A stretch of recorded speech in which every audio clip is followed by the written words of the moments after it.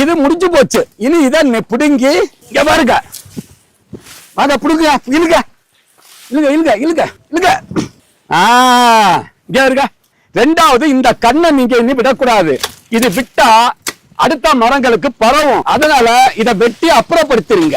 இதை உடனே பிடிங்கி நெருப்பு வச்சு கொளுத்திருங்க. இதுக்கு பேர் பட்ராட்டு லீப் ராட்டுன்னு சொல்லுவாங்க. கொளுத்திருங்க. இது பரவுற வியாதி. இது பைட்டோதோரா பான்வியோரான்னு ஒரு பூஞ்சன வியாதி. இது மற்ற கண்ணுகளுக்கு பரவும். இது தேராது. வேற கண்ணு தான் வைக்கணும். கண்ணு வைக்கும் போது சின்ன கண்ணா வைக்காதுங்க.